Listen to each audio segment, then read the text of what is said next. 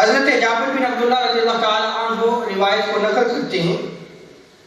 اس روایت کو مصنف ابن ابی شیبہ میں حضرت عبداللہ ابن مبارک، یہ امام بخاری کے شیخ الاستاد بھی ہیں اور عامہ صدر ہیں، انہوں نے کتاب الزہد میں الترغیب و ترہیب میں بھی اس روایت کو نقل کیا ہے. آپ فرماتے ہیں کہ آقا علیہ الصلوۃ والسلام نے ارشاد فرمایا العلم علمان، علم دو طرح کا ہے. فعلم فی القلب وذلک العلم النافع،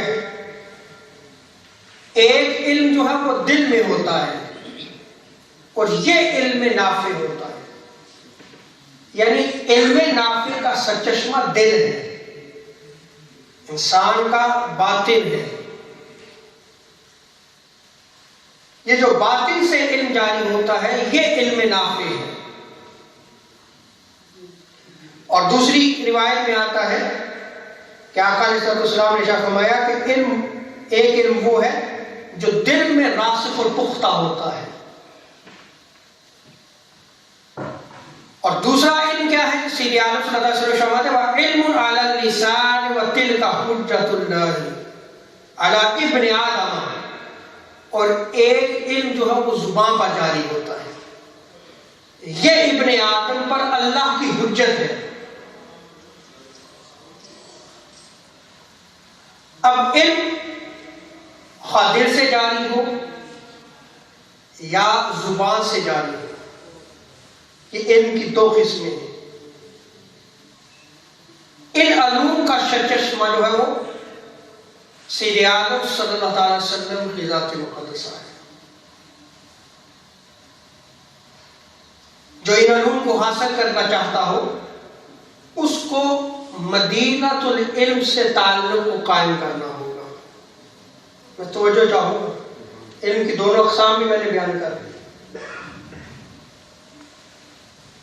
اب جو علم حاصل کرنا چاہے گا وہ اس مدینۃ العلم کے ساتھ جب تک تعلق قائم نہیں کرے گا، کیونکہ سید عالم صلی اللہ علیہ وسلم جو ہے وہ ان علوم کے سرچشمہ ہیں، آپ منبع ہیں، وہیں سے پھوٹتے ہیں سارے علم. تو جب ذات مصطفیٰ سے تعلق کو قائم کرے گا تو ظاہری بات ہے پھر جب ذات مصطفیٰ سے تعلق کو قائم کرے گا پھر اس کو اس شہر علم کا داخلہ بھی چاہیے، اس نے داخل بھی ہونا ہے، اس شہر میں داخل نہیں ہو سکتا. اب آئیے ذرا حدیث رسول میں دیکھتے ہیں کہ وہ اس علم کے شہر میں کون داخل ہو سکتا ہے، اس مدینۃ العلم میں داخل کون ہوگا. کسی عام بندے کی بات کو تو نہ کی جا سکتی ہے، یہ تو حدیث رسول ہے. ابن عباس رضی اللہ تعالیٰ عنہما روایت کو نقل کرتے ہیں، مسند حاکم معجم الکبیر تاریخ بغداد میں اس روایت کو نقل کیا گیا.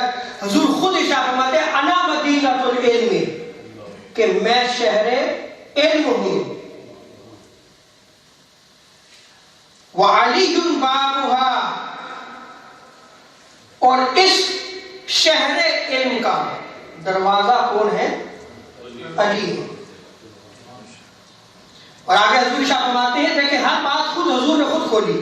حضور شاہ فرماتے ہیں فمن اراد المدینہ، جو اس شہر مدینہ میں آنا چاہتا ہے، اس شہر مدینہ میں داخل ہونا چاہتا ہے، اس چشمے سے، اس فیض سے مستفید ہونا چاہتا ہے، فلیأت الباب، اس کو اس دروازے میں آنا ہوگا، اور وہ دروازہ جو ہے مولا علی المرتضیٰ ہے کرم اللہ وجہہ.